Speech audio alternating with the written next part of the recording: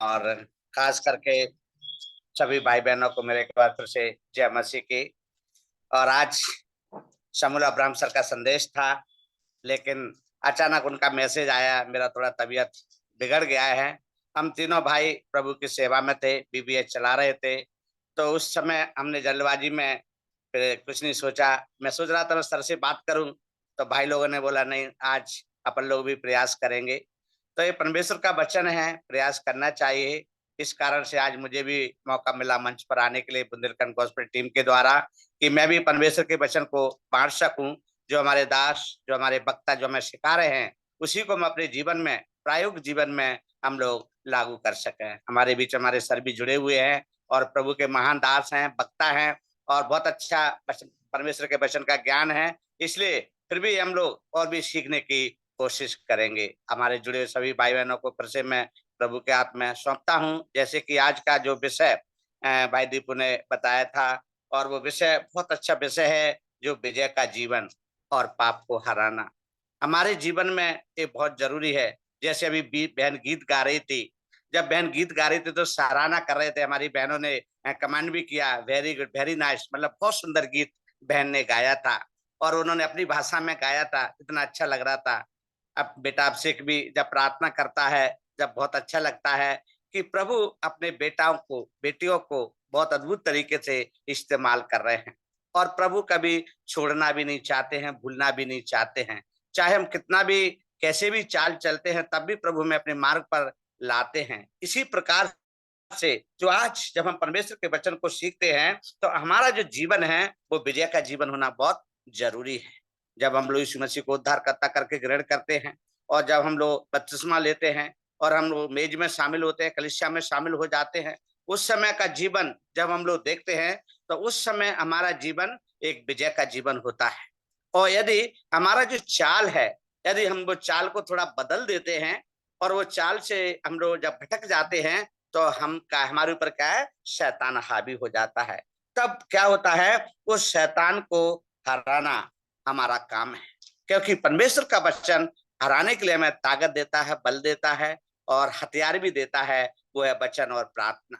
ये हमारे जीवन में होना बहुत जरूरी है। इसलिए आज जो परमेश्वर का जो वचन है, वो आज हमें सिखाने के लिए जा रहे हैं। जैसे कि प्रत्येक विश्वासी के लिए परमेश्वर की योजना, या प्रत्येक विश्वासी के लिए परमेश्वर का सामान्य जीवन, ये दो बातें यहाँ पर हम लोग देख रहे हैं, योजना और सामान्य जीवन। परमेश्वर की योजना है कि हम सब जानते हैं कि हम प्रभु के साथ हम लोग संगति बिताएं, दिन रात मरते दम तक संगति बिताएं। और वो कैसा संगति, सामान्य, मतलब हमें भड़बड़ाने की आवश्यकता नहीं है, इधर उधर भागने की आवश्यकता नहीं है, भटकने की भी आवश्यकता नहीं है, क्योंकि हमारा परमेश्वर जीवित परमेश्वर है। इसलिए हमें भटकना नहीं है। इसलिए जो योजना है, परमेश्वर चाहता है कि हम लोग परमेश्वर के साथ संगति बिताते रहे। ये परमेश्वर की योजना है, और प्रत्येक विश्वासी के लिए है। इसलिए, और परमेश्वर चाहता है प्रत्येक विश्वासी एक सामान्य जीवन जिए। जैसे कि हम लोग पढ़ते हैं, परमेश्वर का वचन कहता है मत्ती की किताब 1 का 21 में, जब भविष्यवाणियां की गई थी पुराने नियम में, हम पढ़ते हैं कि वह पुत्र जनेगी, और तो उसका नाम क्या रखना, यीशु रखना।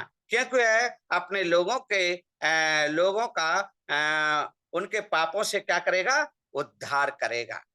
उद्धार करेगा मतलब वो उद्धार करता परमेश्वर है। इसलिए यदि हम लोग परमेश्वर के वचन को पढ़ते हैं, यदि आप लोग बाइबल है तो निकाल के खोल सकते हैं, मत्ती 1 का 21, उसके नीचे फुल स्टॉप दिया गया है।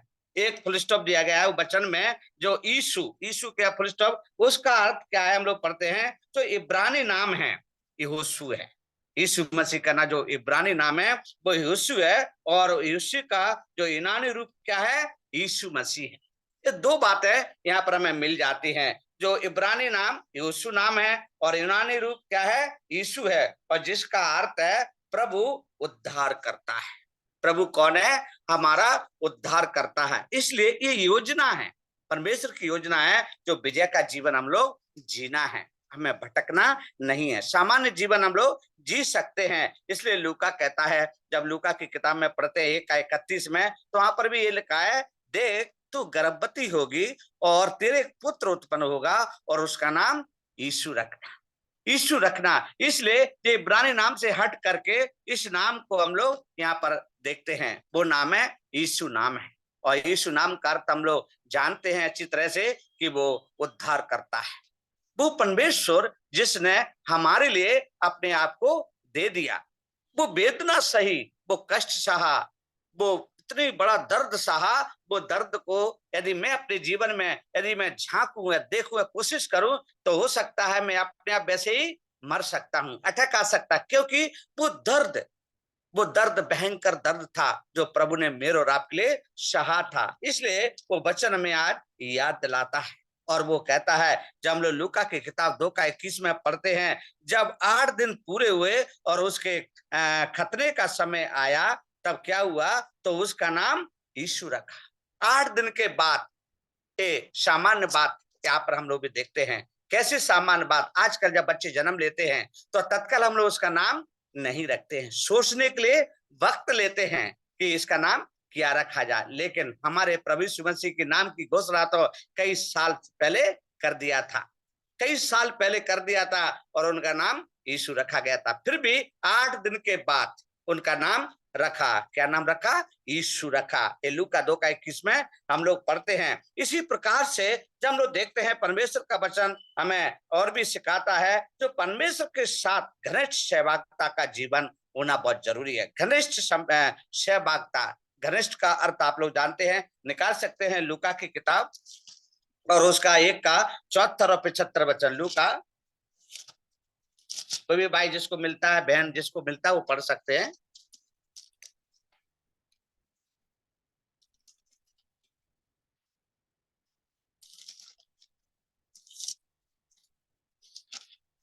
लूका 1 अध्याय,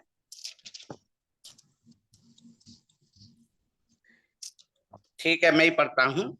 तो यहाँ पर बहन पढ़िए। कि वह हमें यह देगा कि हम अपने शत्रुओं के हाथ से छूटकर उसके सामने पवित्रता और धार्मिकता से जीवन भर निडर रहकर उसकी सेवा करते रहे। थैंक यू बहन, कितना सुंदर वचन है कि यहाँ पर हम लोग पढ़ते हैं, परमेश्वर के साथ घनिष्ठ सहभागिता का जीवन हमें जीना है। वो कैसे जीना है, वचन कहता है कि वह हमें यह देगा कि हम अपने शत्रुओं के हाथ से छूटकर उसके सामने पवित्रता और धार्मिकता के जीवन भर निडर रहकर उसकी सेवा करते रहें। पवित्रता एक शब्द जब यहाँ पर आया है तो क्या हम लोग अपवित्र हैं? क्या हम लोगों का जीवन देखा जाए तो नरक से भी बेहतर है? ये बात सच है। जब हमने यीशु मसीह को ग्रहण नहीं किया था तो हमारा जीवन ऐसा ही था, नरक में हमारा जीवन जाने वाला था। इसलिए अब क्या है, अब उसके सामने हम कैसा जीवन जीना है, पवित्रता का जीवन जीना है। पवित्रता का इस शब्द को क्यों परमेश्वर का वचन यहाँ पर हमें बता रहा, लूका को डॉक्टर इस बात को लिखता है और वो कहता है अपवित्रता शायद तुम्हारे अंदर है, इसलिए वो पवित्रता का शब्द यहाँ पर लेकर आ रहे हैं। हम विश्वासी गण हैं, प्रभु के पीछे चलने वाले लोग हैं, इसलिए हमारे जीवन में पवित्रता होना बहुत जरूरी है। हमारे गुरु कहते हैं, जॉर्ज सर कहते हैं, हमारे मुंह से निकला हुआ शब्द यस या नो होना है, मतलब सच बोलना है, झूठ बोलने की आवश्यकता नहीं है, किसी से डरने की भी आवश्यकता नहीं है, निडर होकर के सेवा करना है। निडर का अर्थ हम भलीभांति जानते हैं, बिना डर के। कोई हमारे जीवन में डर नहीं होना है और सच के साथ रहना है, सच बोलना है, झूठ नहीं बोलना है। ये पवित्रता से जुड़ी हुई बात है। ये हमारा जीवन पवित्र कैसे बनता है, हम लोग यदि बदल बदल के बात करेंगे, हम लोग 1 घंटे पहले कुछ बात किया, 1 घंटे बाद दूसरी बात करेंगे, तो क्या हम लोग बदल बदल के करते हैं? चाहे हम 1 घंटे बाद बात करें या हम लोग 10 साल बाद भी बात करें तो वही शब्द निकलेगा, क्योंकि वो झूठ नहीं है, वो सच है। परमेश्वर के वचन को जब पढ़ते हैं, चाहे हम आज पढ़ें, कल पढ़ें, परसों पढ़ें, कभी भी पढ़ें, वो परमेश्वर का वचन क्या है, सत्य वचन है। इसलिए वो वचन में कोई मिलावट नहीं है, वो सत्य वचन है, इसलिए वो पवित्रता को यहाँ पर दर्शाता है। पवित्रता, तो वो पवित्रता मुझ में और आप में परमेश्वर देखना चाहता है, हमारा जीवन पवित्रता से बीते। और धार्मिकता का अर्थ हम भली भांति जानते हैं, परमेश्वर से जुड़ा हुआ, धर्म से जुड़ा हुआ, मतलब परमेश्वर के साथ हमें अपने जीवन को बिताना है। जैसे हमारा परमेश्वर चाल चल रहा है, चलता था, वो परमेश्वर की चाल मुझे और आपको चलना है, वो है धार्मिकता का जीवन। इसलिए वचन हमें यहाँ पर कहता है उसके सामने पवित्रता और धार्मिकता से जीवन भर निडर रहकर उसकी सेवा करते रहो। उसकी सेवा करते रहो। सेवा करते नहीं है जो हम विश्वासी नहीं करना है, सेवक ही सेवा, प्रभु के सेवक, हम सब सेवक हैं, प्रभु के दास हैं, प्रभु के गुलाम हैं। पौलुस क्या कह रहा है जब हम लोग सुनते हैं परमेश्वर के वचन में, मैं बंदी हूं, मैं गुलाम हूं, इस प्रकार से हम परमेश्वर के सेवक हैं। तो हमें अच्छा जीवन जीना है, पवित्रता का जीवन जीना है, धार्मिकता का जीवन जीना है। मेरे प्यारो, ये परमेश्वर का वचन में सिखाता है। जब हम देखते हैं पाप की जो सामर्थ्य से स्वतंत्रता का जीवन, जब पाप की सामर्थ्य से जब स्वतंत्रता का जीवन जब हम लोग जीते हैं, तो परमेश्वर का वचन कहता है, प्रेरितों की किताब हम लोग निकालेंगे, प्रेरितों के काम 3:26 हम लोग पढ़ेंगे। प्रेरितों की किताब 3:26। परमेश्वर ने अपने सेवक को उठाकर पहले तुम्हारे पास भेजा कि तुम में से हर एक जो उसकी बुराइयों से फेर कर आशीष दे। देखो, थैंक यू बहन, कितना सुंदर वचन हमें मिला है। परमेश्वर ने अपने सेवक को उठाकर, यहाँ पर ऐसे नहीं लिखा है बुलाकर या नाम लेकर बुलाया है, मेरे पास आओ, उठाकर, इसका अर्थ क्या है, हम गिरे हुए, हम गिरे हुए थे क्योंकि प्रभु ने उठाया है। कहां से? दलदल, ऐसी जगह से जहां से निकलना असंभव है, यहाँ वहां से हमें उठाया है। मतलब जब दलदल में कोई व्यक्ति फंसता है, यदि थोड़ा बहुत भी हाथ पैर हिलाएगा तो वो नीचे दबता ही चला जाएगा, यदि जाना हिलाएगा तो पूरा डूब के नष्ट हो जाएगा, मर जाएगा। ऐसा परमेश्वर वचन क्या कहता है, परमेश्वर ने अपने सेवक को उठाकर पहले तुम्हारे पास भेजा कि तुम में से हर एक को उसकी बुराइयों से फेर कर आशीष दे। बुराइयों से फेर कर, बुराइयां हमारे जीवन में भरी पड़ी थी, वो बुराइयां हमें आदि माता आदि पिता से मिल चुकी थी, वो बुराइयां हमारे अंदर, हमारे खून के अंदर समा गई थी। तब परमेश्वर ने अपनी योजना के अनुसार मुझे और आपको चुनकर अपना बेटा और बेटी बना लिया, ताकि हम क्या कर सकें, फिर कर आशीष दे सकें, आशीष दे सकें। इसलिए हम लोग जब प्रार्थना करते हैं, दुआएं करते हैं, तो क्या कहते हैं, प्रभु इनको आशीष दे। इस प्रकार से हम लोग यहाँ पर परमेश्वर के वचन से पढ़ते हैं। और भी रोमियो की पत्री हम लोग निकालेंगे, रोमियो की पत्री 6 अध्याय 1 से 4 वचन तक पढ़ेंगे। रोमियो 6 अध्याय।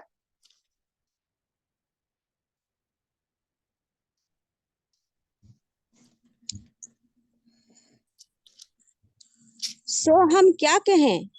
क्या हम पाप करते रहें कि अनुग्रह बहुत हो? कदापि नहीं। जब हम पाप के लिए मर गए तो फिर आगे को उसमें क्यों कर जीवन बिताएं? क्या तुम नहीं जानते कि हम जितनों ने मसीह यीशु का बपतिस्मा लिया तो उसकी मृत्यु का बपतिस्मा लिया, सो उस मृत्यु का बपतिस्मा पाने से हम उसके साथ गाड़े गए, ताकि जैसे मसीह पिता की महिमा के द्वारा मरे हुए में से जिलाया गया, वैसे ही हम भी नए जीवन की सी चाल रखें। क्योंकि यदि हम उसकी मृत्यु के समानता में उसके साथ जुट गए हैं, तो उस निश्चय उसके जी उठने की समानता में भी जुट जाएंगे। क्योंकि हम जानते हैं कि हमारा पुराना मनुष्यत्व उसके साथ क्रूस पर चढ़ाया गया, ताकि पाप का शरीर व्यर्थ हो जाए, ताकि हम आगे को पाप के दासत्व ना रहें। क्योंकि जो मर गया वो पाप से छूटकर धर्मी ठहरा। थैंक यू बहन। देखो, यहाँ पर रोमियो की पत्री 6 अध्याय 1 से 4 वचन जब यहाँ पर हम लोग पढ़ते हैं, तो परमेश्वर का वचन कहता है पाप के लिए मृतक। मृतक का अर्थ है, हम लोग जाने, बिना जान, मतलब कोई जान उसके अंदर नहीं है, वो क्या है, मुर्दा है। और फिर क्या है, मसीह में वो जीवित है। जीवित का अर्थ है मतलब वो जान है, उसमें परमेश्वर का वचन कहता है वो जान मतलब वो जीवित है। बेजान मतलब मरा हुआ, जान मतलब वो जीवित है। इसलिए वो क्या कहता है, तो हम क्या कहें, ये प्रश्नवाचक है यहाँ पर, तो हम क्या कहें कि हम पाप में क्या हम पाप करते रहें कि अनुग्रह बहुत। क्या हम पाप करते रहे? क्या किसी को पाप करने से अनुग्रह मिलता है प्यारो? परमेश्वर का वचन यहाँ पर कह रहा है कदापि नहीं, पाप करने से अनुग्रह नहीं मिलता। तो क्या हम पाप करते रहे? इसलिए पाप से मन फिराने के लिए प्रभु ने मुझे और आपको बुला लिया है, उठा लिया है, उठाया है। इसलिए वचन कह रहा था जब पढ़ते हैं, और हम जब पाप के लिए मर गए तो फिर आगे को उसमें कैसे जीवन बिताएं। ये वचन परमेश्वर क्यों हमारे लिए लिख रहे हैं? क्या प्रभु जानते थे कि ऐसा होगा या लोग ऐसा करेंगे? प्रभु यीशु मसीह को उद्धारकर्ता करके ग्रहण करेंगे और वो मेरे पीछे चलेंगे, उसके बाद वो फिर भटक जाएंगे। ये अर्थ ही निकलता है। परमेश्वर कहता है क्या तुम नहीं जानते, क्या तुम नहीं जानते कि हम सब जिन्होंने मसीह यीशु का बपतिस्मा लिया, इसकी मृत्यु का बपतिस्मा लिया है, बपतिस्मा लिया है, लेकिन फिर भी हमारा जीवन हमें क्या मिल रहा है? जब हम लोग 2 वचन में फिर पढ़ते हैं, हम जब पाप के लिए मर गए तो फिर आगे को उसमें कैसे जीवन बिताएं, कैसे जीवन बिताएं। लेकिन जब कुछ लोग बिताते हैं, इसलिए ये वचन आज हमें संदेश देता है, ये वचन में एक चेतावनी देता है।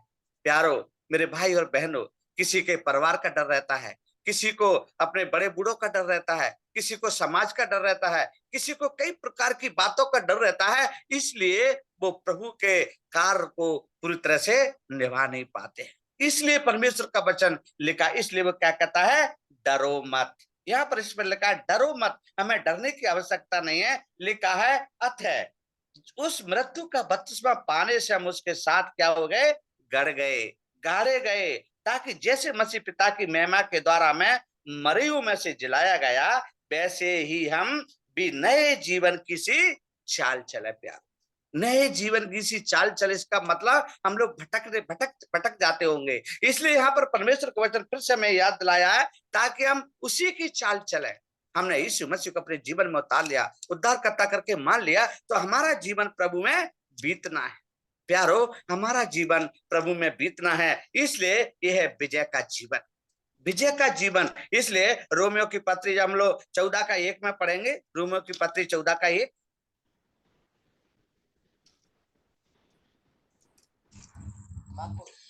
जो विश्वास में निर्बल है उसे अपनी संगति में ले लो, परंतु उसकी शंकाओं पर विवाद करने के लिए नहीं। थैंक यू बहन, कितना सुंदर वचन परमेश्वर हमसे बताते हैं।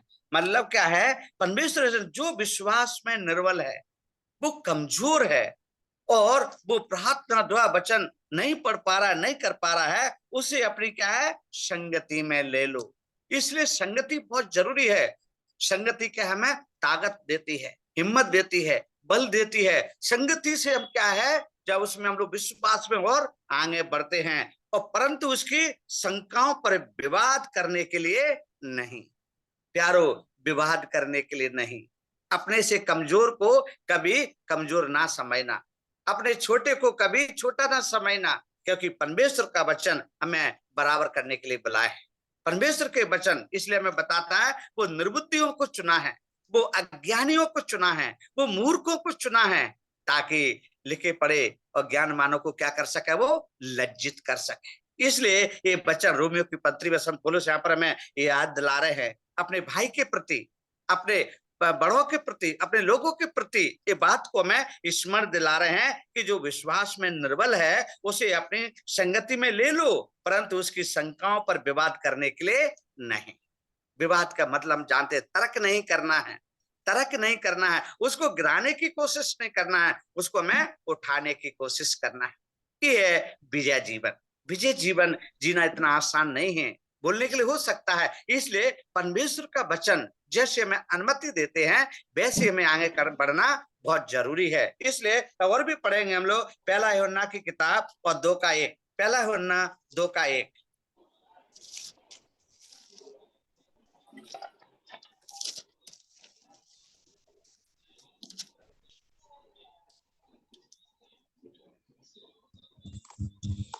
हे मेरे बालकों,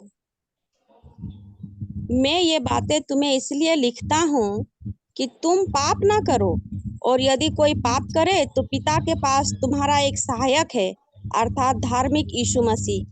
देखो, थैंक यू बहन, कितनी सुंदर बात है मसीह हमारा सहायक है। क्यों सहायक है? हम वचन में पढ़ रहे थे, हे मेरे बालको, हे मेरे बालको। प्रभु ने कभी किसी को बैस नहीं बुलाया। प्रभु की नजर में आज भी हम लोग बालक हैं, परमेश्वर के साथ चलने वाले हैं। और तब वो कहता है, हे मेरे बालको, मैं ये बात तुम्हें इसलिए लिखता हूं कि तुम पाप ना करो। इसका अर्थ है हम पाप करने वाले हैं। हम पाप करते थे, हम पाप में जीवन बिता रहे थे। इसलिए प्रभु आज हमें वो बातों को फिर से स्मरण दिला रहे हैं कि हम पाप ना करें, ताकि हम लोग विजय जीवन जिए, विजय के साथ रहें। और यदि कोई पाप करे तो पिता के पास हमारा एक सहायक है, अर्थात कौन है? वो धर्मी है, यीशु मसीह। वो धर्मी है यीशु मसीह, जो हमारे पापों को अपने ऊपर उठा लिया है। वो हमारे पापों को प्रभु ने अपने ऊपर उठा लिया है, हमारे प्रत्येक पाप को क्षमा कर दिया। 1 से 1 लाख भी पाप हो, 1 करोड़ भी हो, कितने भी क्यों ना पाप हो हमारे, वो प्रभु ने अपने लिए, हमारे लिए वो उठा लिया। उन्होंने हमारे लिए उठा लिया। इसलिए वो प्रभु हमारा एक सहायक का अर्थ हम लोग भली बात जानते हैं, 1 से 2 भले। 1 से 2 भले। एक व्यक्ति डर सकता है, दूसरा नहीं डरेगा, तो दोनों मिलकर रहेंगे तो वो डरेंगे नहीं। इसलिए 1 से 2 भले इस शब्द को हम लोग बोलते हैं। इसलिए पाप की सामर्थ्य से स्वतंत्रता का जीवन है। ये उदाहरण में हम लोग ये 3 बातों को, 3 वचनों को देख रहे थे। उसके बाद देखते हैं बहुतायत के आनंद और शांति का जीवन। आनंद देने वाला हमारा प्रभु है, शांति देने वाला प्यारो हमारा प्रभु है। वो आनंद भी देता है, वो शांति भी देता है। और कैसे देता है? बहुतायत से देता है, बहुतायत से देता है। इसलिए परमेश्वर का वचन भी कहता है, और प्रतिकूल और कठिन परिस्थितियों पर विजय का जीवन जीना है। प्रतिकूल और कठिन परिस्थितियां जब हमारे जीवन में आती हैं, उतार चढ़ाव जब हमारे जीवन में आता है, उस समय क्या है? हमें विजय का जीवन जीना है। विजय का जीवन का अर्थ हम भली भांति जानते हैं। प्रभु के दिन को हमें भूलना नहीं है। प्रभु ने संडे आराधना के लिए हमें दिया है। बाई चांस हम यदि सफर में हैं तो एक अलग बात है, लेकिन यदि हम लोग कोई भी घटना घट जाए, कोई भी समस्या हो जाए, घर में, रिश्तेदारी में, बाहर कहीं भी, लेकिन संडे हम लोग वर्शिप करके ही उस जगह जा सकते हैं। प्यारो, ये परमेश्वर का वचन कहता है। इसलिए हमें ये बात को हमें सीखना है। कठिन परिस्थिति, इससे बड़ी कठिन और क्या हो सकती है? वचन कहता है, मुर्दों को मुर्दे गाड़ने दो, मुर्दों को मुर्दे गाड़ने दो। इसका मतलब हम लोग अभी जीवित हैं, हम मुर्दे नहीं हैं। इसलिए हम इस बातों पर विशेष गौर करना है, क्योंकि कठिन हो सकता है। ये वचन जब लिखा है, जब वचन को जब पढ़ते हैं, तो यहाँ पर कई ऐसी बातों को बताया गया है जो हमारे लिए लागू होती है। इसलिए प्यारो, बड़े परमेश्वर के वचन को लिखने वाले पवित्र आत्मा से वचनों को लिखे हैं, बड़े भय भक्ति के साथ, डर से और परमेश्वर की आज्ञा के अनुसार वो लिखे हैं। इसलिए एक एक बात हमारे जीवन के लिए वो बताती है, हमारे जीवन को बढ़ाने के लिए है। इसलिए वह है विजय का जीवन। हम लोग पढ़ सकते हैं, परमेश्वर का वचन कहता है, रोमियो की पत्री 8 का 35 हम लोग पढ़ेंगे। रोमियो 8 का 35।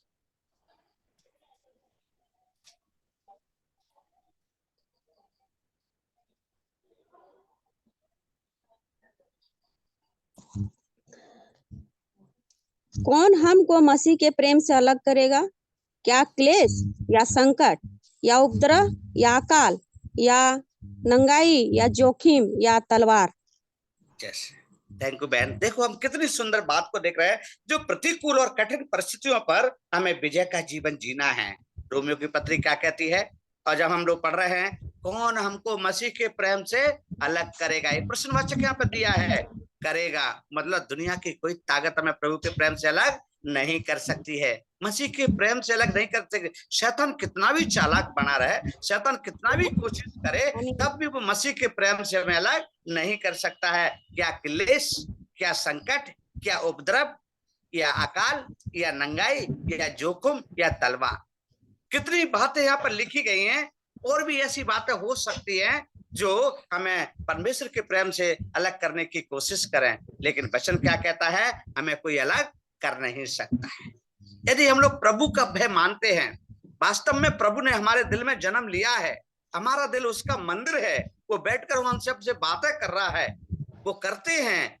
यदि हम अपना पूरा जीवन जब प्रभु में समर्पण कर देते हैं, तो ना तो क्लेश, ना संकट, ना उपद्रव, ना अकाल, ना नंगाई, ना जोखिम, ना तलवार हमारा कुछ भी बिगाड़ नहीं सकते हैं। वचन में और लिखा है, जब नीचे पढ़ते हैं, जैसे लिखा है, तेरे लिए हम दिन भर घात किए जाते हैं, हम वध होने वाली भेड़ों के समान गिने गए हैं, परंतु इन सब बातों में हम उसके द्वारा जिसने हमसे प्रेम किया है जयवंत से भी बढ़कर हैं, जयवंत से भी बढ़कर हैं। इसलिए अब हमें कोई परमेश्वर के प्रेम से अलग कर नहीं सकता है, परमेश्वर के प्रेम से दूर कर नहीं सकता है। यह है विजय का जीवन। यदि प्रभु का जो जीवन हमारे अंदर है, प्रभु का स्वभाव, प्रभु का कार्य हमारे अंदर है, हो रहा है, तो हमें कोई अलग नहीं कर सकता है। इस प्रकार से हम लोग देखते हैं, ये परमेश्वर का वचन हमें क्या करता है, विजय जीवन जीने के लिए देता है। विजय जीवन, पवित्र जीवन, निष्कलंक जीवन, निर्दोष जीवन हमें जीना है। हमें दिखावटी जीवन नहीं जीना है। प्यारो मेरी भाई और मेरी बहनों, प्रभु हमें बहुत श्रोमणी बनाएगा, बहुत आशीष से भर देगा, क्योंकि हम परमेश्वर के वचन में हम लोग सीखते हैं। हमारा जो जीवन है वो प्रभु के लिए है। प्रभु ने अपने लिए हमारे जीवन को बनाया है कि हम प्रभु की सेवा कर सके, प्रभु के लिए चल सके और परमेश्वर की महिमा कर सके। इसलिए जब हम लोग आगे और भी पढ़ते हैं, परमेश्वर का वचन हमें बताता है, जो परमेश्वर की अगुवाई से भरा हुआ जीवन, परमेश्वर की अगुवाई से भरा हुआ जीवन, वो है विजय जीवन। हम लोग पढ़ सकते हैं यूहन्ना की किताब 8:12, यूहन्ना 8:12।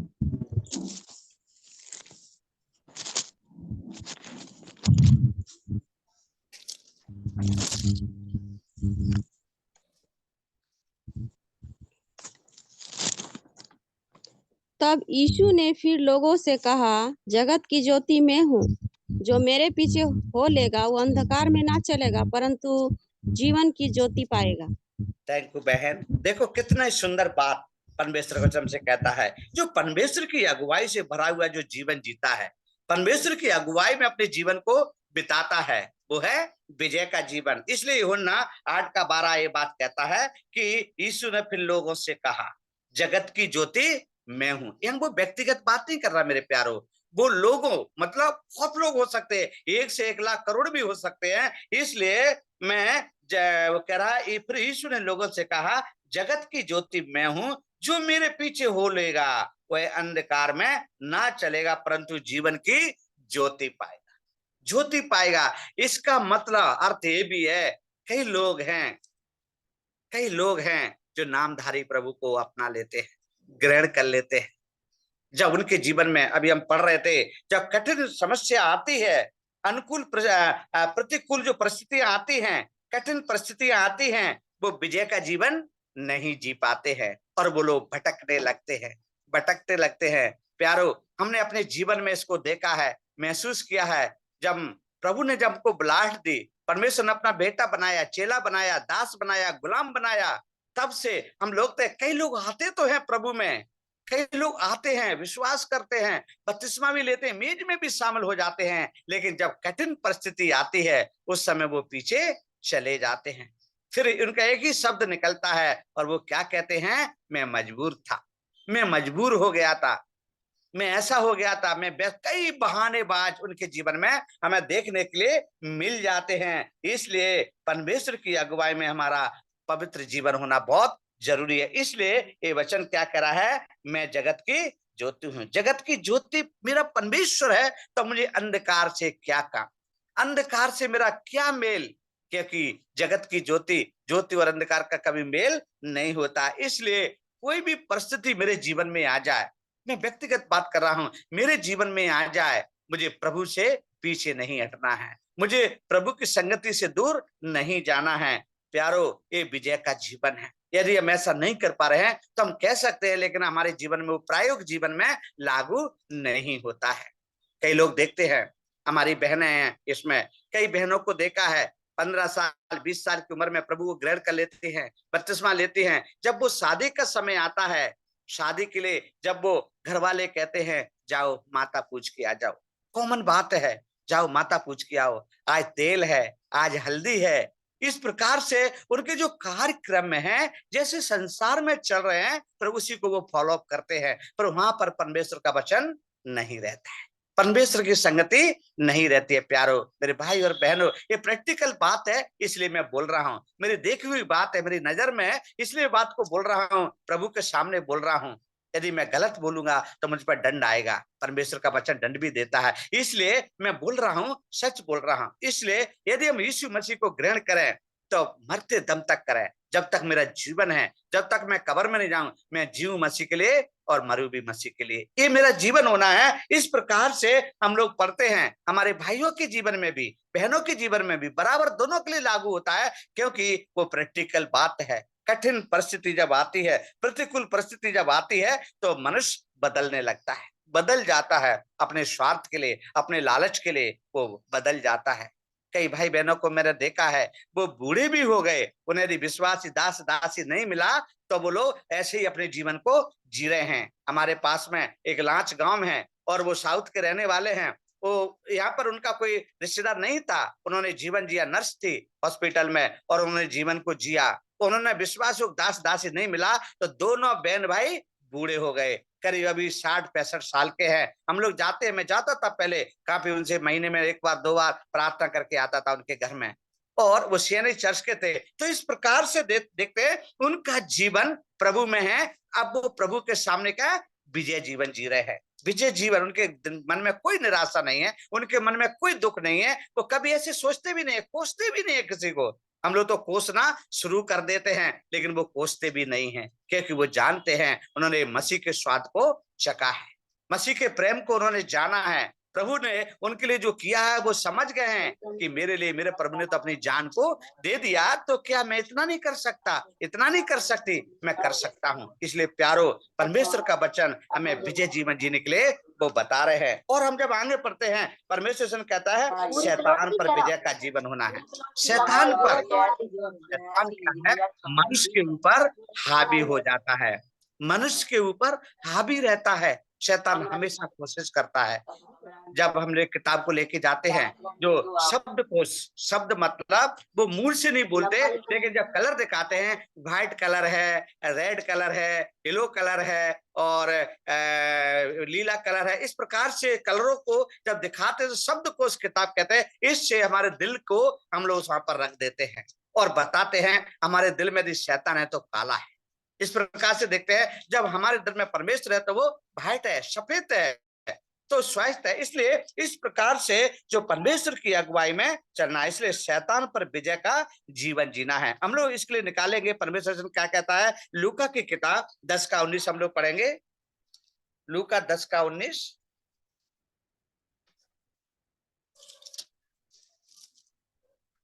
लूका 10:19।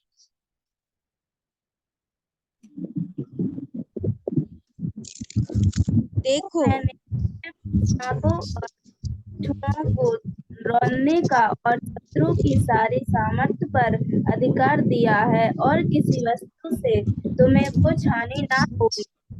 थैंक यू जी सिस्टर, कितना सुंदर बात है। लूका की किताब में लूका खुद इस बात को लिखता है और वो क्या कहता है, देखो, वो स्पष्ट करा है, देखो मैंने तुम्हें सांपों और बिच्छुओं को रौंदने का और शत्रुओं की सारी सामर्थ पर अधिकार दिया है। प्यारो, कितनी बड़ी सामर्थ, कितना बड़ा अधिकार प्रभु ने हमें दिया ताकि हम लोग विजय जीवन जी सके। कैसा? बिच्छुओं और सांपों को रौंदने का। रौंदने का शब्द आप लोग जानते होंगे। आज से 30 साल पहले जब गेहूं को खेत से काट कर लाते थे तो उसको रौंदा जाता था, उसकी दाएं की जाती थी। दाएं मतलब गांव की भाषा में दाएं बोलते हैं। दाएं का अर्थ होता है रौंदना। उसके जो गेहूं के पेड़ के जो जब काट के लाते हैं, खिरान में रखते हैं, तो उसके ऊपर दाएं करते थे, बैलों को घुमाते थे, 5-5 10-10 बैलों को घुमाते थे, 2-2 3-3 बैलों को घुमाते थे, उसको रौंदते थे। और रौंद करके क्या है, गेहूं अलग होता था और भूसा अलग होता था। हमारे भाई और बहन किसान हैं, अच्छे से इस बात को समझ रहे हैं। इसलिए देखो मैंने तुम्हें सांप और बिच्छुओं को रौंदने का और शत्रुओं की सारी सामर्थ पर अधिकार दिया है।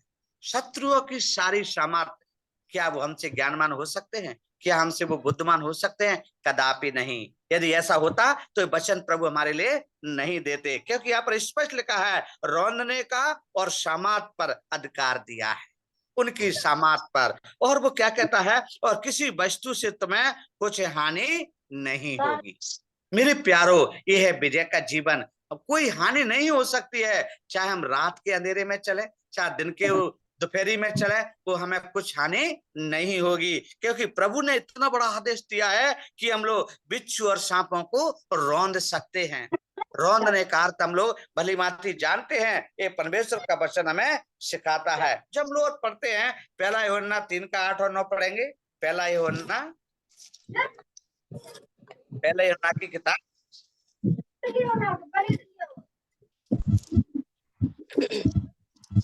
पहला यूहन्ना 3 का 8 और 9। जो कोई पाप करता है वो शैतान की ओर से है, क्योंकि शैतान आरंभ ही से पाप करता आया है। परमेश्वर का पुत्र इसलिए प्रकट हुआ कि शैतान के कामों को नाश करे। जो कोई परमेश्वर से जन्मा वो पाप नहीं करता, क्योंकि उसका बीज उसमें बना रहता है, और वह पाप कर ही नहीं सकता, क्योंकि परमेश्वर से जन्मा है। थैंक यू बहन। एक शब्द आप लोगों ने यहाँ पर पढ़ा और सुना होगा, वो बीज, जो परमेश्वर का बीज मुझ में है, तो मैं क्या नहीं कर सकता, पाप में कर ही नहीं सकता, कर ही नहीं सकता।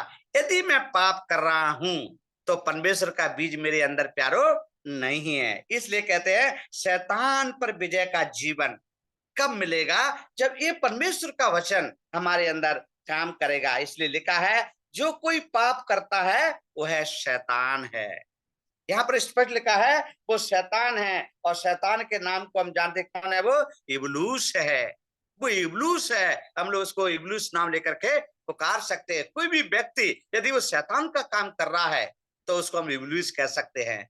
झूठा आदमी, चोर आदमी, व्यभिचारी आदमी जो ऐसे काम कर रहा है तो वो कौन है, इब्लूस है। इसलिए जो कोई पाप करता है वो शैतान है, और जो शैतान की ओर से है, क्योंकि शैतान आरंभ से ही पाप करता आया है। परमेश्वर का पुत्र इसलिए प्रकट हुआ है कि शैतान के कामों को क्या करे, वो नाश करे, उसके सिर को क्या करे, कुचल दे, कुचल दे। वो है परमेश्वर से। इसलिए यदि हम ऐसा नहीं कर पा रहे तो हम लोग कौन है, इब्लूस हैं। यदि हम लोग विजय पा रहे हैं, यदि हमारा विजय का जीवन है, तो शैतान क्या है, हारा हुआ है।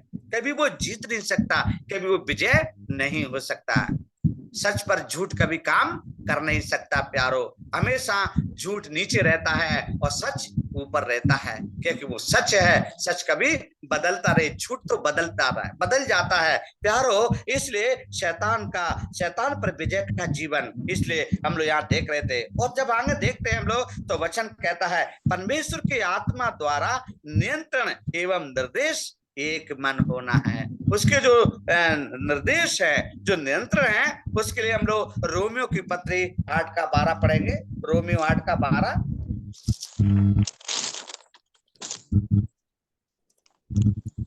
रोमियो की पत्री 8 का 12। तो हे भाई, के करतार नहीं कि शरीर के अनुसार दिन काटें। यहाँ पर हम लोग क्या पढ़ते हैं, परमेश्वर की आत्मा द्वारा निरंतर एवं निर्देश एक मन का वचन क्या कहता है, इसलिए हे भाइयों, हम शरीर के कर्जदार नहीं कि शरीर के अनुसार दिन काटे।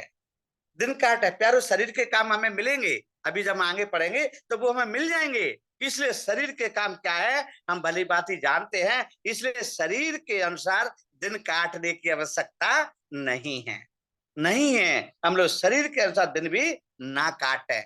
दिन काटने का मतलब क्या है, मर मर के जीना, एक एक दिन कष्ट से निकलना, मुसीबत से निकलना, रोना, दांत पीसना, बड़े कष्ट और परेशानी के साथ जीवन को बिताना। इसलिए वो वचन यहाँ पर हमें याद दिला रहा है। इसलिए भाई, हम शरीर के कर्जदार नहीं हैं, शरीर के कर्जदार हम लोग नहीं हैं। इसलिए हम लोग शरीर के अनुसार दिन नहीं काटना है, नहीं काटते हैं। यहाँ पर इस पर लिखा है काटना नहीं, मतलब काटना ही नहीं है। इस प्रकार से हम लोग यहाँ पढ़ते हैं। इसलिए ये है विजय का जीवन। 8 बातें यहाँ पर हम लोग देख रहे थे परमेश्वर के वचन से। जो पहली बात थी, पापों से छुटकारे का जीवन। दूसरा है परमेश्वर के साथ घनिष्ठ सहभागिता का जीवन, और तीसरा है पाप की सामर्थ्य से स्वतंत्रता का जीवन। चौथी बात है बहुतायत से आनंद और शांति का जीवन। पांचवी बात है प्रतिकूल और कठिन परिस्थितियों पर विजय का जीवन। छठवीं बात है परमेश्वर की अगुवाई से भरा हुआ जीवन। सातवीं बात है शैतान पर विजय का जीवन। आठवीं बात है परमेश्वर के आत्मा द्वारा निरंतर और निर्देशक एक मन होना है। हमने वचन के साथ उदाहरण के साथ बात को देखा था। उसके बाद हम लोग देखते हैं विश्वासियों का वास्तविक जीवन और वे पाप जिनसे वे संघर्ष करते रहते हैं। विश्वासियों का पाप, अब हमको सुनने में अजीब लग रहा होगा, विश्वासियों के पाप भी होते हैं, विश्वास भी लोग पाप करते हैं, तो विश्वासियों का वास्तविक जीवन और वे पाप जिनसे वे संघर्ष करते रहते हैं। क्योंकि विश्वासी पाप नहीं करता है, वो करता ही नहीं है, लेकिन वो संघर्ष करता है। क्यों संघर्ष करता है हम जानते हैं। परमेश्वर के वचन में दाऊद के जीवन से हमने देखा, यूसुफ के जीवन से हमने देखा, उन्होंने संघर्ष किया, वो पाप में नहीं गिरने के लिए। चाहते तो वो पाप में गिर सकते थे, इसलिए उन्होंने क्या किया, संघर्ष किया। ये विश्वासी का जीवन। दानियल ने संघर्ष किया, वो चाहता तो कहता नहीं, मुझे शेरों की माद में नहीं जाना है, मैं मरना नहीं चाहता हूं, मुझे तो तुम बचा लो, मैं तो तुम जैसे कहोगे वैसे करने के लिए तैयार हूं। लेकिन वो संघर्ष किया। विश्वासी, ये है विश्वासी का संघर्ष। वो संघर्ष कैसा था, शेरों की माद में भी डाला गया, लेकिन शेर उसको नहीं खा सके। योना के जीवन से देखते हैं, योना ने चालाकी दिखाई, लेकिन परमेश्वर ने फिर उसको बचा लिया, फिर भी उसने संघर्ष को झेला। हम लोग एलिया के जीवन से भी देखते हैं, प्रभु के कितने महान दास है, हम लोग देख सकते हैं वो संघर्ष भरा जीवन। इसलिए देह के पाप तो होते हैं, शरीर के पाप तो होते हैं, वो शरीर के पाप भली बात हम जानते भी है स्पष्ट। वो पाप से हमें बचना है तो हमें परमेश्वर के साथ संगति रखना है और वो विजय जीवन जीना है। और वो विश्वासियों का जो वास्तविक जीवन और पाप जिनसे वे संघर्ष करते रहते हैं, वो है उनके ऊपर आने वाला प्रकोप, घटनाएं, कई प्रकार की ऐसी बातें। लालची शैतान ने जब यीशु मसीह की परीक्षा की थी, आप लोगों ने देखा है, परमेश्वर के वचन में पढ़ा है, 3 प्रकार से जब परीक्षा 3 वाणियों को बोला, तब उन्होंने आखिरी वाणी क्या बोला, जो तुम्हें सुंदर चीज चाहिए वो मैं तुम्हें दे दूंगा। सुंदर से सुंदर चीज तुम्हें यदि चाहिए तो मैं तुम्हें दूंगा। प्रभु ने लात मार के उसको वहां से भगा दिया। ये है परमेश्वर का वचन। तभी देह का पाप होता है। देह का पाप बहुत खराब होता है, वो नरक में ही ले जाता है। और मन के पाप भी होते हैं। मन कैसा रहता है, मन भटकने वाला विचार है, अशुद्ध विचार है, मन हमेशा धोखा देने वाला है। परमेश्वर का वचन कहता है मन पर कभी हम लोग क्या करना है, विजय पाना है। मन पर विजय, मन पर काबू पाना है। इसलिए देह पर भी काबू पाना है, अपने शरीर को अपने कंट्रोल में रखना है और उसको उससे कोई पाप ना होने पाए, क्योंकि ये संघर्ष भरा जीवन है, ये संघर्ष भरा है। हमारा उठना बैठना आना जाना यात्रा तमाम बातें होती रहती है। उस देह पर हमें अपने आप को कंट्रोल रखना है मेरे भाई और बहनों, और हमें फिर पाप में नहीं जाना है, नहीं तो जाएंगे तो हम विजय जीवन नहीं जी पाएंगे। दूसरा हम लोग देखते हैं मन के पाप। मन कैसा रहता है, भटकने वाला विचार है, वो भटकता रहता है और वो अशुद्ध विचार सोचता है। जब मैं ओशो की किताब पढ़ रहा था मेरे प्यारे भाई और बहनों, जब मैं ओशो की किताब पढ़ रहा था तो ओशो को ज्ञान वहां पर मन के विषय में लिखता है, और वो ओशो कहता है कि मुझे एक कड़ी खाने का बहुत शौक है। और जब हम देखते हैं, मैं जब उसको पढ़ते जा रहा था उदाहरण के तौर पर, तो उसने अपने मन को शांत करने के लिए कड़ी बनवाई। कड़ी जिसको हम लोग बेसन बोलते हैं, कड़ी बनवाई, और बहुत अच्छी कड़ी कड़े में बनवाई, जिसको हम लोग कम से कम 10-50 लोग इकट्ठा खा सकते हैं। इतनी बड़ी मात्रा में उन्होंने कड़ी को बनवाया। वो सुनो, बनवाने के बाद में और वो उसको ठंडा किया, ठंडा भी नहीं होने दिया। उसका मन इतना चंचल था कि मैं कब इसको खाऊं। और थोड़ा थोड़ा जब वो ठंडा हुआ, उसके बाद उसने चम्मच ली और चम्मच से चाटना शुरू किया, क्योंकि उसका मन है ना वो कड़ी के ऊपर था। और वो उसको मन उसका इतना चंचल था, इतना विचित्र था कि वो कड़ी को खाने की में वो पूरा ताकत लगा रहा था, पूरा मन पूरा ध्यान लगा रहा था। उस समय वो कुछ भी नहीं सोच रहा था, और चम्मच लिया, वो चाटना शुरू किया, उसका मन नहीं भरा। उसके बाद में उस चम्मच भर के खाने लगा। फिर भी उसका मन नहीं भरा। तो जब हम लोग चम्मच, जो बड़ा चम्मच रहता है जिससे हम सब्जी परोसते हैं, वो वाला चम्मच लिया और वो चम्मच से खाना शुरू किया, तब भी उसका मन नहीं भरा। और फिर क्या हुआ, जब वो ठंडा हो गया कड़ा, तो उसी में जाकर वो बैठ गया। बैठ करके फिर वो हाथ से खोआ भर के ऐसे ऐसे वो खाने लगा। फिर भी उसका मन शांत नहीं हुआ, फिर वो उल्टी करने लगा। जब ज्यादा मात्रा में खाया तो उल्टी करने लगा। उल्टी करने के बाद फिर वो खाने लगा। इस प्रकार से उसका मन को शांत करने के लिए वो ये प्रयास करता रहा।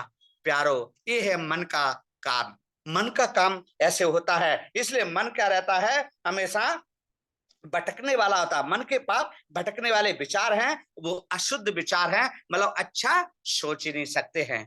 वचन क्या कहता है, परमेश्वर के वचन में भी पढ़ते हैं, मन जैसे सोचता है वो अपने मन में वैसा ही कर लेता है। वो सोच रहा मुझे रसगुल्ला खाना है, मैंने खा लिया, मतलब उसने समझ लिया मैंने खा लिया। क्योंकि उसका मन है, उसको शांत करना है, तो वो खाके भी शांत कर सकता है, बिना खाके भी शांत कर सकता है। वो सोचता है मुझे ऐसा इनके साथ मुझे मिल गया। इस प्रकार से हम लोग वचन में पढ़ते हैं। और जब हम लोग देखते हैं आगे, परमेश्वर का वचन हमसे कहता है, और शरीर के पाप, अभी देह के पाप देख रहे थे, देह हमेशा पाप की ओर भागता है, और मन के पाप देख रहे थे, मन भटकने वाले विचार और अशुद्ध विचार थे। उसके बाद शरीर के पाप, शरीर के पाप क्या है, जब हम लोग अभी हम वही बात को सुन रहे थे, शरीर के पाप भी है अधिक खाना, अधिक सोना, भारी सौंदर्य पर अत्यधिक ध्यान देना। ये बात को हम लोग देखते हैं। सुंदर सुंदर चीजों को हम लोग देखते हैं। हमारी माता और बहनें सबसे ज्यादा जब शादी ब्याह में या फंक्शन में या किसी बात में जाते तो क्या, दूसरों की साड़ी देख के उनको बहुत अच्छा लगता है। उनकी साड़ी भले ही 5,000 की हो, दूसरे की साड़ी भले 1,000 की हो, लेकिन वो जरूर कहेंगे कितनी सुंदर साड़ी है, कितनी सुंदर है। मतलब उनका जो मन है, परमेश्वर वचन कहता है, तो शरीर के जो पाप है, अधिक खाना, अधिक सोना और बाहरी सौंदर्यीकरण अधिक ध्यान देते हैं, अधिक ध्यान देते हैं। दोनों के लिए लागू होता है, दोनों के लिए लागू, अधिक ध्यान देते हैं। कई लोग इतना खाते हैं, इतना खाते हैं कि वो बीमार हो जाते हैं। इतना, कई लोग इतना सोते हैं, जैसे कहावत है, कुंभकर्ण की नींद सोना, 6 महीना सोना 6 महीना जागना। इस प्रकार से सौंदर्यीकरण, अपने आप को सुंदर दिखाना, अपने आप को सुंदर दिखाना। हम 2 दिन पहले मैं, भवानी भाई और दीपू भाई एक शादी में गए हुए थे। एक रिश्तेदार की शादी थी। उसको, लड़की को इतना मेकअप कर दिया, क्योंकि वो बहुत काली थी, तो उसको इतना मेकअप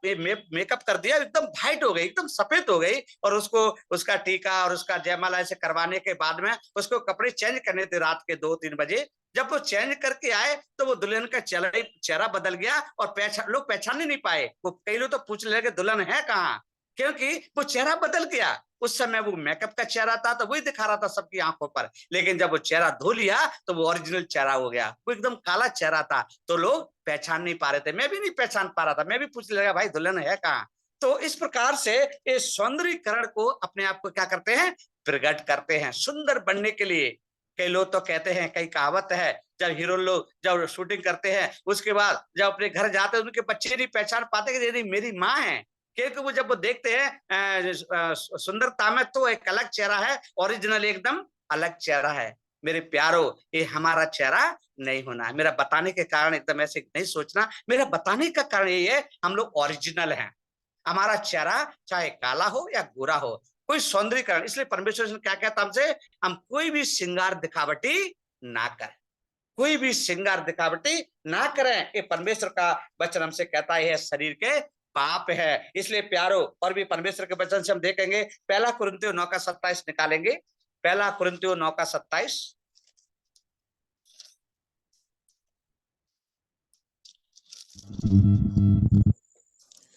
परंतु मैं अपनी देह को मारता कूटता और बस में लाता हूँ, ऐसा न हो कि औरों को प्रचार करके मैं आप ही किसी रीति से निकम्मा ठहरूं। मेरे भाई और बहनों, थैंक यू बहन, मतलब मैं सब कुछ कर रहा हूँ, मैं सब कुछ कर रहा हूँ। वचन कह रहा है, यदि फिर मैं वही काम करने लगूं तो क्या हो जा, मैं क्या ठहरूंगा, निकम्मा ठहरूंगा। मैं अच्छे अच्छे भाषण दूं, अच्छे अच्छे विचार बोलूं, अच्छी अच्छी बातें करूं, और फिर मेरे बारे में आप सुने कि भाई तो ऐसा है, तो मैं कैसा हूं, निकम्मा हूं। इसलिए कहा है, परंतु मैं अपने देह को मारता और कूटता और बस में लाता हूं, ऐसा ना हो कि औरों को प्रचार कर करके मैं आप ही किसी रीति से निकम्मा ठहरूं। औरों को प्रचार करके, क्योंकि हम लोग प्रभु के सामने बैठकर बात कर रहे हैं, किसी इंसान के सामने नहीं प्यारो। परमेश्वर का वचन, परमेश्वर हमारे साथ है। इसलिए हम बार बार क्या पढ़ते हैं, आदि में वचन था, वचन परमेश्वर के साथ था और वचन ही परमेश्वर है। इसलिए अभी हम परमेश्वर के सामने बात कर रहे हैं। इसलिए मैं जो बोल रहा हूं हो सकता है मैं निकम्मा ना ठहरा जाऊं। इसलिए प्यारो, ये परमेश्वर का वचन हमें सिखाता है। हम देखते हैं शरीर के पाप हैं, शरीर के पाप, अधिक सोना, अधिक खाना, बाहरी सौंदर्यीकरण, अत्यधिक ध्यान देना, कई चीजों पर ध्यान देना। पहला कुरिन्थियों 9:27 कहता है। चौथी बात इसमें कहता है, परमेश्वर की वचन की आज्ञा को मानने में अनिश्चित था।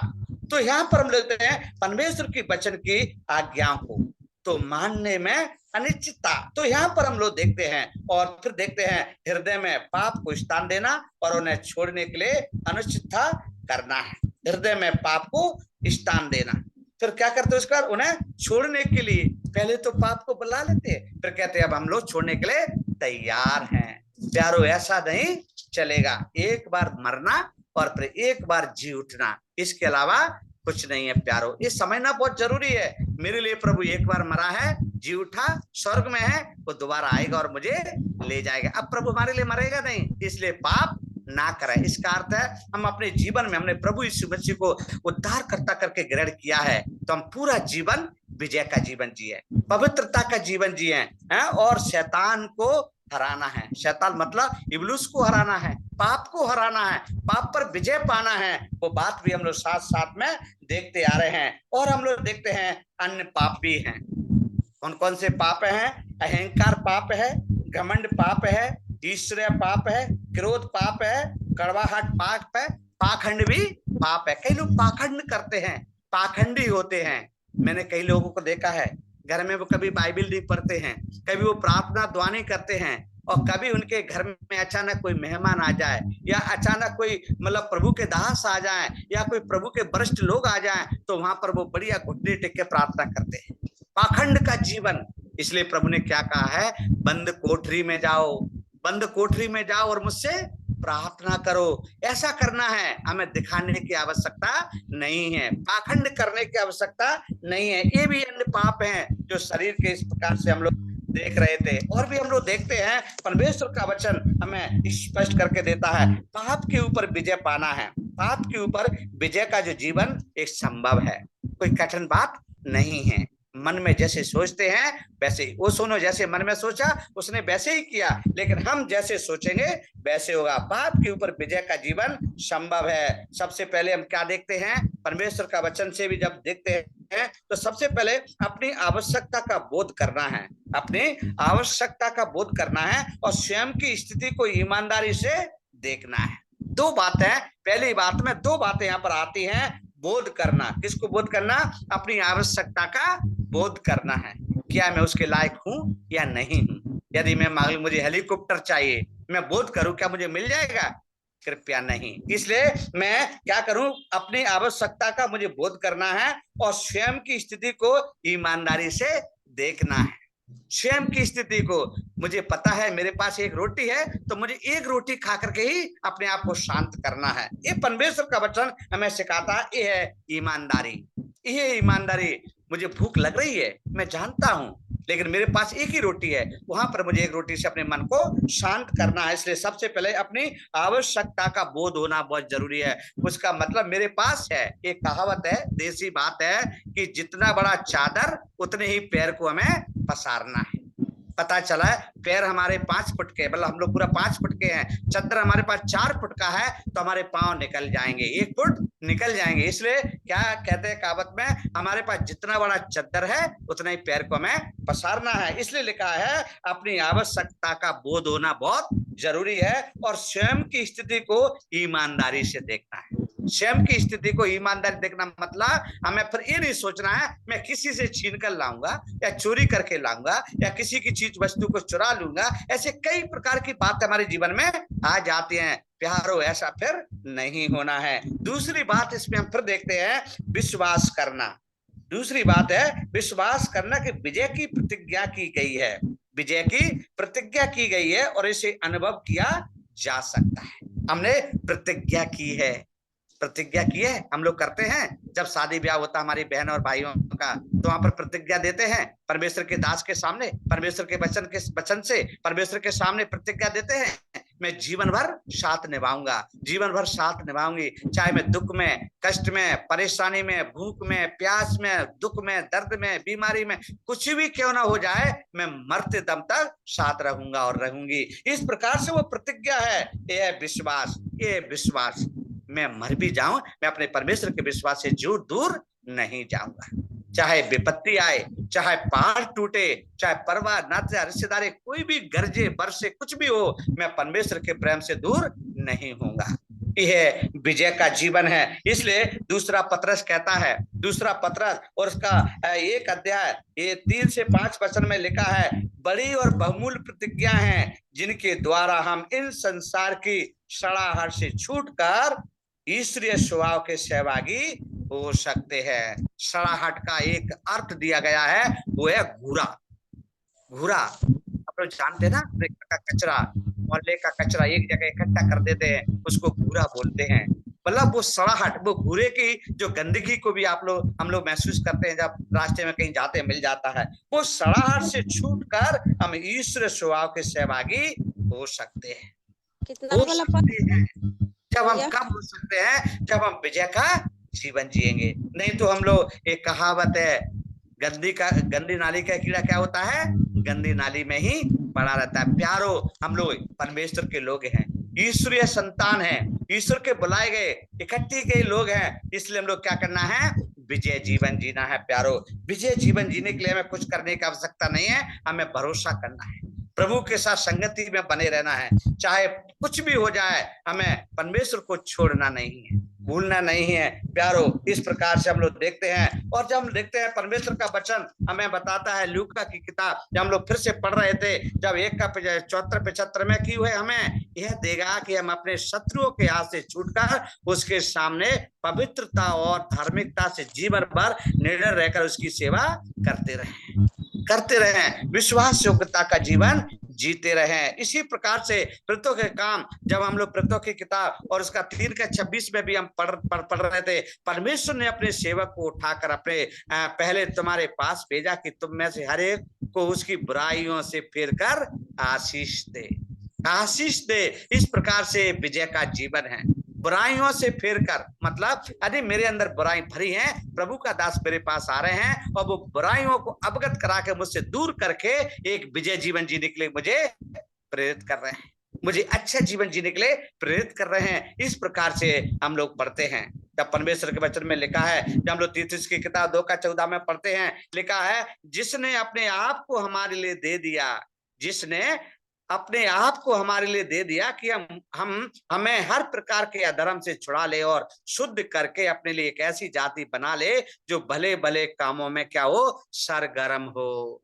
भले भले कामों में हम एक जाति है, जाति मतलब परमेश्वर के जन हैं, परमेश्वर की संतान है, निज संतान है, खरीदे गए लोग हैं, लेपालकपन की आत्मा दी है, प्रभु ने हमें बुला लिया है, इसलिए एक जाति, हम लोग अलग हैं। कौन है? मसीह लोग हैं, मसीह लोग हैं। इसलिए तीतुस यहाँ पर कहता है 2:14 में, वो फिर कहता है, उसने अपने आप को हमारे लिए क्या कर दिया? दे दिया कि हमें हर प्रकार से अधर्म से छुड़ा ले और शुद्ध करके अपने एक ऐसी जाति बना ले जो भले भले कामों में क्या है? सरगर्म हो। प्यारो, ये हमारा जीवन होना है।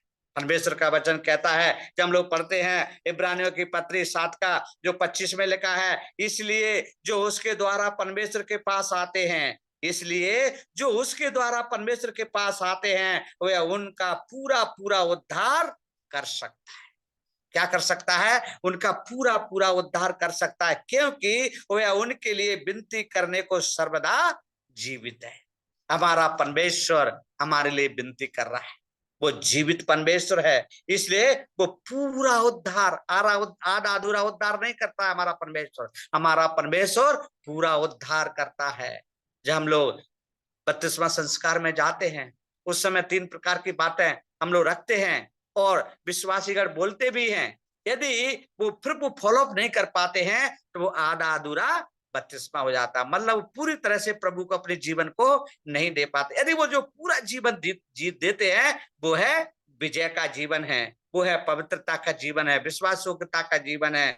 दूसरा कुरिन्थियों कहती है, दूसरा कुरिन्थियों 2:14 में लिखा है, परंतु परमेश्वर का धन्यवाद हो, परंतु परमेश्वर का धन्यवाद हो जो मसीह में सदा हमको जय के उस समय लिए फिरता है और अपने ज्ञान का सुगंध हमारे द्वारा हर जगह फैलाता है, हर जगह फैलाता है। वो सुगंध, सुगंध का अर्थ भी हम लोग भली भांति जानते हैं। संडे आराधना में जब लोग बैठते हैं, कोई परफ्यूम लगा के आता है, कोई अलग अलग प्रकार का परफ्यूम लगा के आते हैं, तो वहां पर एक हमको एक अलग महसूस खुशबू आती है, वो है सुगंध। मतलब वो सुगंध नहीं, ये असली सुगंध है कौन सी? परमेश्वर में, परमेश्वर के प्रेम में, विश्वास में। इसलिए कहते हैं, परंतु परमेश्वर का धन्यवाद हो जो मसीह में सदा हमको जय के उस समय लिए फिरता है और अपने ज्ञान का सुगंध हमारे द्वारा हर जगह फैलाता है। ज्ञान का सुगंध, ज्ञान का सुगंध क्या है? परमेश्वर का वचन है प्यारो। परमेश्वर के वचन के बराबर कोई सुगंध धरती पर ना बनी है ना बनेगी। वो सुगंध, वो महक, वो परमेश्वर का वचन है जिसको हम लोग फैलाते हैं, जिसको हम लोग फैलाते हैं। इसलिए आगे पढ़ते जब परमेश्वर वचन कहता है, दूसरा कुरिन्थियों 9:8 में लिखा है, और सॉरी मैं इसलिए पढ़ रहा हूं क्योंकि समय नहीं बचा है, मेरा समय खत्म हो गया, फिर मैं 2-3 वचन बोल के समाप्त करूंगा। तो इसलिए परमेश्वर का वचन कहता है, दूसरा कुरिन्थियों 9:8 में लिखा है, और परमेश्वर सब प्रकार का अनुग्रह तुम्हें बहुत आज से दे सकता है कि जिससे हर बात में और हर समय सब कुछ जो तुम्हें आवश्यकता हो तुम्हारे पास रहे, और हर एक भले काम के लिए तुम्हारे पास बहुत कुछ हो, बहुत कुछ हो। सब प्रकार का अनुग्रह, सब प्रकार का अनुग्रह आज से हो, हर बात में हो, और सब कुछ हो और तुम्हारे पास रहे, और हर एक भले काम के लिए और बहुत कुछ हो, बहुत कुछ हो। इस प्रकार से हम लोग देखते हैं, ये परमेश्वर चाहता है हमारे जीवन में प्यारो कि हमारा विजय का जीवन होना है। हम लोग शैतान के बंधन में ना फंसे रहें, हम लोग शैतान हार ना जाएं, हमें हारना नहीं है प्यारो। हम जरूरी नहीं है कि बहुत डींगे मारें, बहुत बड़ी बातें बोले, कोई बात नहीं है। हम अपने आप को प्रभु में शुद्ध और पवित्र रखें, निष्कलंक निर्दोष रखें और पवित्र जीवन जिएं, ऐसे अनुभव में रहें। हमने अपने प्रभु के दासों से सीखा है, सच बोलना है, ये बात है। हम लोग विजय का जीवन जीने से कोई हमें रोक नहीं सकता है। दुनिया की ताकत ना शैतान हमारा कुछ भी बिगाड़ नहीं सकता है। इसलिए पहला यूहन्ना 2:1 कहता है, जब हम लोग पढ़ते हैं, हे मेरे बालको, हे मेरे बालको, पहले भी बात को शब्द को इस्तेमाल किया था परमेश्वर ने, हे मेरे बालको। अभी वो बात यहाँ पर कहते हैं पहला यूहन्ना 2:1 में, हे मेरे बालको, मैं ये बात तो मैं इसलिए लिखता हूं कि तुम पाप ना करो, और यदि कोई पाप करे तो पिता के पास हमारा एक सहायक अर्थात धार्मिक यीशु मसीह, यीशु मसीह है, वो है धार्मिक, हमारा पिता, हमारा परमेश्वर है। इसलिए तुम क्या करना है? पाप नहीं करना है प्यारो, पाप हमें नहीं करना है। चाहे हम कैसा भी जीवन जिए, हम जीते रहे, उतार हो, चढ़ा हो, कष्ट हो, परेशान, कुछ भी क्यों ना आता रहे, हम मसीह में एक विश्वास योग्यता का जीवन जीना है। और हम पढ़ते हैं, परमेश्वर का वचन कहता है हमारे लिए एक पहचान, मसीह में हमारी पहचान को समझना और विश्वास से उसे स्वीकार करना है प्यारो। यहाँ मैं समाप्त करता हूँ, मसीह में हमारी पहचान को समझना है और विश्वास से उसे क्या करना है? स्वीकार करना है, स्वीकार करना है। इसलिए आज हम लोग बड़ी गहरी बातों को यहाँ पर सीखा है, जो विजय का जीवन और पाप को हराना। जब हम विजय का जीवन जिएंगे, पाप हार जाएगा, कभी जीत नहीं सकता है। यदि हम विजय के जीवन नहीं जी पाएंगे तो पाप हम पर हावी हो जाएगा और हम लोग विजय के जीवन से हार जाएंगे। इसलिए हम जो 8 बातों को सीखे, 3 बातों को सीखे, इस प्रकार से कई 3 बातों को सीखे, तो ये सारी बातें हमारे मन से और शरीर से ये बातों को हम लोग सीख रहे थे, कैसे हमें शैतान को हराना है, कैसे हमें विजय जीवन जीना है। इसलिए प्रत्येक विश्वासी के लिए है परमेश्वर की योजना है, प्रत्येक विश्वासी के लिए परमेश्वर का सामान्य जीवन है प्यारो। इस बात को समझना बहुत जरूरी है। आज के अध्ययन के लिए बहुत बहुत धन्यवाद, आज मुझे समय दिया उसके लिए भी बहुत बहुत धन्यवाद। Thank you. जय मसीह की।